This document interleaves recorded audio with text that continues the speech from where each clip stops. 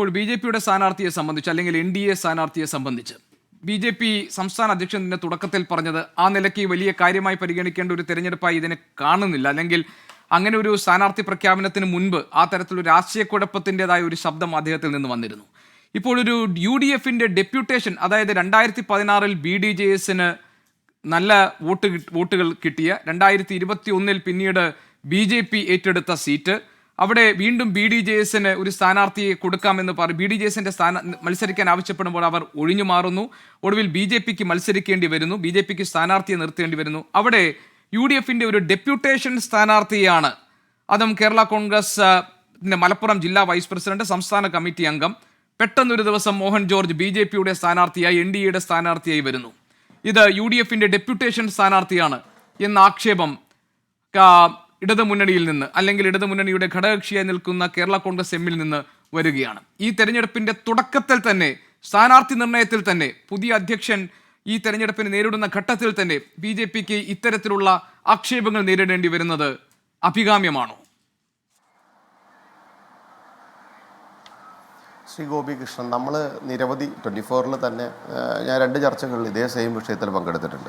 ആ ചർച്ചകളിലൊക്കെ നമ്മൾ പറഞ്ഞിരിക്കുന്നു, BJP സംസ്ഥാന അധ്യക്ഷൻ പറഞ്ഞിട്ടുള്ള ഈ തെരഞ്ഞെടുപ്പ് ഒരു അനാവശ്യമാണ്, ഈ ഉപതെരഞ്ഞെടുപ്പ് ഈ സമയത്ത് ഒരു അനാവശ്യമാണ് എന്ന് പറയപ്പെടുന്നതിൽ പരിപൂർണമായി സത്യമില്ലേ? ഗോപികൃഷ്ണൻ ഒരു മാധ്യമ പ്രവർത്തകരല്ലേ, അങ്ങ് തന്നെ ചിന്തിച്ചു നോക്കൂ. 7 മാസത്തോളം ബാക്കിയുള്ള ഒരു സമയത്ത് ഈ തെരഞ്ഞെടുപ്പ് ഉണ്ടായത് എന്ത് അടിസ്ഥാനത്തിലായിരുന്നു?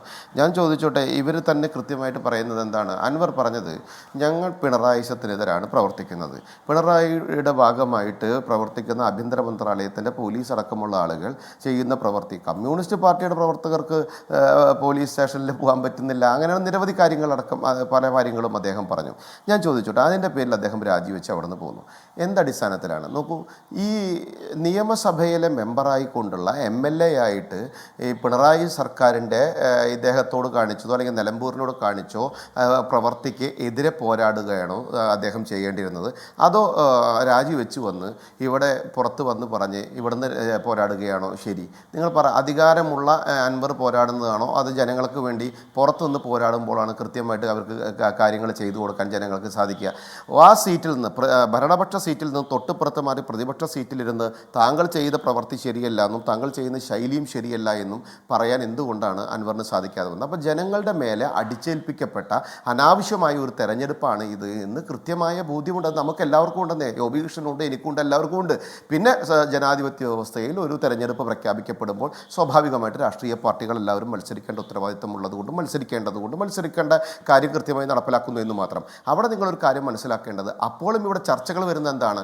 അൻവർ പറഞ്ഞ കാര്യം, ആര്യാടൻ ഷൗക്കത്ത്, അതേപോലെ സ്വരാജ് ഇത്യാദി കാര്യങ്ങളൊക്കെ പറയുന്ന സമയത്ത് ഇടതുപക്ഷ രാഷ്ട്രീയ സംവിധാനം 9 വർഷക്കാലമായിട്ട് നിലമ്പൂർ ജനതയ്ക്ക് ചെയ്തു കൊടുത്ത പ്രവർത്തികൾ പറയുന്നതോടൊപ്പം തന്നെ ആര്യാടൻ മുഹമ്മദിൻ്റെ കാലഘട്ടം മുതൽ ഇങ്ങോട്ടുള്ള സമയത്ത് ഈ നിലമ്പൂർ മണ്ഡലത്തിൽ ചെയ്ത പ്രവർത്തികൾ കൂടി നമ്മൾ ചർച്ച ചെയ്യേണ്ടതില്ലേ? എന്ത് വികസനമാണ് ഇവർ രണ്ടുപേരും അങ്ങോട്ടും ഇങ്ങോട്ടും പറഞ്ഞുകൊണ്ടിരിക്കുന്നത്? ഡേർട്ടി പൊളിറ്റിക്സ് പറയുന്നതല്ലാതെ ഏത് ഡെവലപ്മെൻറ്റിൻ്റെ കാര്യത്തിലാണ് ഇവർ തെരഞ്ഞെടുപ്പ്? നിങ്ങൾക്ക് നിലമ്പൂരിനകത്ത് നിങ്ങളുടെ മാധ്യമപ്രവർത്തകരുണ്ടല്ലോ, നിങ്ങളുടെ ക്യാമറാമാൻമാരുണ്ടല്ലോ, അതിൻ്റെ ഉള്ളുകളിലേക്ക് നിങ്ങൾ പോകുന്ന സമയത്ത് അവിടുത്തെ ആളുകൾ അനുഭവിക്കുന്ന യാതനകൾ, വേദനകൾ, പ്രയാസങ്ങൾ, ആരോഗ്യപരമായ, വിദ്യാഭ്യാസപരമായിട്ടുള്ള, തൊഴിൽപരമായിട്ടുള്ള അങ്ങനെ എത്രയെത്ര പ്രയാസങ്ങൾ ഇന്നും അവർ അനുഭവിച്ചു കൊണ്ടിരിക്കുന്നു. ഇനി 10 വർഷം കഴിഞ്ഞാലും 20 വർഷം കഴിഞ്ഞാലും ഇതേ സർക്കാരുകൾ പറയുക എന്താണ്? വികസനം വേണം. അങ്ങനെയാണോ പറയേണ്ടത്? അല്ലല്ലോ. ഇവിടെ ഡെവലപ്മെൻ്റ് അല്ലേ വേണ്ടത്? വികസിത കേരളം എന്ന് പറയപ്പെടുന്ന സങ്കല്പത്തിൻ്റെ അടിസ്ഥാനത്തിൽ തന്നെയാണ് ഞങ്ങൾ മത്സരിക്കുന്നത്. അതെന്തിനാണ്? ഈ വികസിത കേരളം ഇല്ലാതെ ഇനി പൊതുസമൂഹത്തിന് മുന്നോട്ട് പോകാൻ സാധിക്കുമോ? അതിൻ്റെ ഒപ്പം നിലമ്പൂരും വളരണമെന്ന് തന്നെയാണ് ഞങ്ങളുടെ ഏറ്റവും കൂടുതൽ ഈ തെരഞ്ഞെടുപ്പിൽ മുന്നോട്ട് വയ്ക്കുന്ന വിഷയം.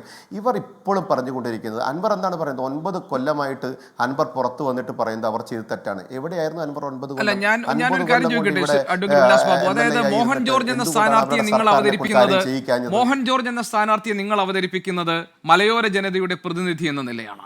മലയോര ജനതയുടെ പ്രശ്നങ്ങൾ തന്നെയാണ് PV അൻവറും ഈ തെരഞ്ഞെടുപ്പിൽ ഒരു പ്രധാനപ്പെട്ട വിഷയമായി കൊണ്ടുവരുന്നത്. അതുകൊണ്ടാണ് VS ജോയിയുടെ സ്ഥാനാർത്ഥിത്വത്തിന് വേണ്ടി താൻ നിർബന്ധിതനായത്. അങ്ങനെ ഒരാളെ സ്ഥാനാർത്ഥിയാക്കാൻ കോൺഗ്രസ് തയ്യാറായില്ല എന്നൊക്കെ ഒരു ആക്ഷേപം അൻവർ ഉന്നയിക്കുന്നതും മലയോര ജനതയെ മുൻനിർത്തിയാണ്, അല്ലെങ്കിൽ മലയോര ജനതയെ സാക്ഷിയാക്കിയാണ്.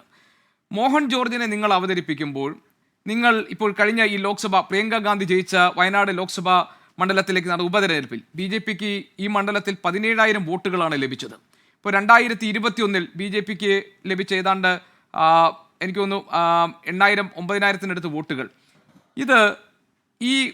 ഇതിനേക്കാൾ മികച്ച ഒരു പ്രകടനം ഈ പുതിയ അധ്യക്ഷന്റെ കീഴിൽ കാഴ്ചവെക്കാൻ കഴിയുമെന്ന ആത്മവിശ്വാസത്തിൽ തന്നെയാണോ ബി ജെ പി ഉള്ളത്?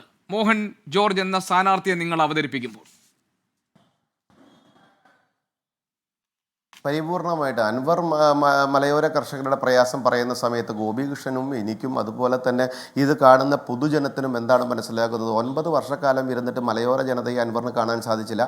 ആര്യാടൻ മുഹമ്മദ് കോൺഗ്രസിൻ്റെ ഭാഗം പറയുകയാണെങ്കിൽ അദ്ദേഹം ഇത്ര വർഷക്കാലം ഇരുന്നിട്ടും അദ്ദേഹത്തിന് മലയോര ജനതയുടെ പ്രയാസം കാണാൻ സാധിച്ചില്ല. ഇപ്പോൾ അവർ കോൺഗ്രസ് ഉന്നയിക്കുന്ന വിഷയം. അപ്പോൾ ഇവരൊക്കെ ഇത്ര കാലം ഉണ്ടായിട്ടും ഈ മലയോര ജനതയുടെ പ്രയാസങ്ങളോ പ്രശ്നങ്ങളോ പ്രതിസന്ധികളോ അവർ നേരിടുന്ന വിഷയമാണ്. എനിക്ക് എൻ്റെ അറിവ് ശരിയാണെങ്കിൽ മലപ്പുറം കളക്ടറേറ്റ് മുന്നിൽ ഇന്നും സ്വട്ടയ വിഷയവുമായി സമരം ചെയ്തുകൊണ്ടിരിക്കുകയാണ് അവർ. അതേപോലെ തന്നെ 2018 നടന്നിട്ടുള്ള പ്രളയത്തിന് ശേഷമുള്ള ആളുകൾ അവിടെ ഇപ്പോൾ നീല ടാർപ്പായി വെച്ച് വിരിക്കുന്നുവെന്ന് കോൺഗ്രസ് വിഷയം ഉന്നയിച്ചു. ആ സമയത്ത് അൻവർ ഇവരുടെ കൂടാരത്തിൽ ഒരുമിച്ചിരുന്നിട്ടാണ് ചർച്ച ചെയ്യുമ്പോൾ ഉന്നയിക്കുന്നത് ഇതായിരുന്നു. അപ്പോൾ എന്ന് പറഞ്ഞാൽ സ്വാഭാവികമായിട്ട് ഇവർ രണ്ടുപേരും കൂടി നടക്കുന്ന ചക്കിയും ചങ്കരനും കളിയാണ് നടക്കുന്നത് എന്നുള്ള യാഥാർത്ഥ്യബോധം നിങ്ങൾ മനസ്സിലാക്കണം. ഈ പൊതുസമൂഹത്തിലെ മലയോര കർഷകടക്കമുള്ള സാധാരണക്കാരടക്കമുള്ള പട്ടികജാതി വർഗം അടക്കമുള്ള ആളുകളുടെ പ്രയാസങ്ങളെ പ്രതിസന്ധികളെ മുന്നോട്ടുള്ള പ്രയാണത്തിന് ഒരു ഗുണവും ഈ കാലമത്രയും കോൺഗ്രസിനും CPM-നും ചെയ്യാൻ സാധിച്ചില്ല. അവരുടെ സർക്കാരുകൾ അവിടേക്ക് തിരിഞ്ഞു നോക്കിയിട്ടില്ല എന്നുള്ള യാഥാർത്ഥ്യം മുന്നിൽ നിൽക്കെ തന്നെയല്ലേ നമ്മൾ ആ പ്രശ്നങ്ങൾ കൃത്യമായി പരിഹരിക്കപ്പെടണമെന്ന് ആവശ്യപ്പെടുന്നത്. ഞങ്ങൾ കൃത്യമായി പറയുന്നത് വികസിത കേരളത്തിൻ്റെ ഒപ്പം വികസിത നിലമ്പൂരും ഉണ്ടാകണമെന്ന് പറയുന്ന വലിയ ആറ്റിറ്റ്യൂഡിൻ്റെ ഭാഗം തന്നെയാണ്. ഞങ്ങളുടെ സംസ്ഥാന അധ്യക്ഷൻ കൃത്യമായി തന്നെ പറഞ്ഞത് അനാവശ്യമായി വിളിച്ചു വരുത്തിയ തെരഞ്ഞെടുപ്പ് എന്ന് പറയപ്പെടുന്നത് ഒരാൾ ഒരു രാഷ്ട്രീയ താല്പര്യത്തിൻ്റെ കുറവിൽ അയാളുടെ വ്യക്തിപരമായ കാര്യങ്ങൾ കൂടുതൽ പറഞ്ഞുകൊണ്ട് അയാൾ വിഷയമുണ്ടാക്കി പുറത്തു വരുന്ന സമയത്ത് അധികാരത്തിലിരുന്ന് ചെയ്യേണ്ട കാര്യങ്ങൾ അദ്ദേഹം പുറത്തു വന്ന് പറയുന്നതിലല്ലോ ശരി. നേരെ മറിച്ച് പ്രതിപക്ഷത്തേക്ക് മാറിയിരുന്ന അദ്ദേഹം സ്വതന്ത്രനായിരുന്നല്ലോ, പ്രതിപക്ഷത്തേക്ക് മാറിയിരുന്ന ഭരണപക്ഷം ചെയ്ത പ്രവർത്തികൾ ഇതായിരുന്നു വിളിച്ചു പറയാനായിരുന്നില്ലേ അദ്ദേഹം കൂടുതൽ കാണിക്കേണ്ടത്?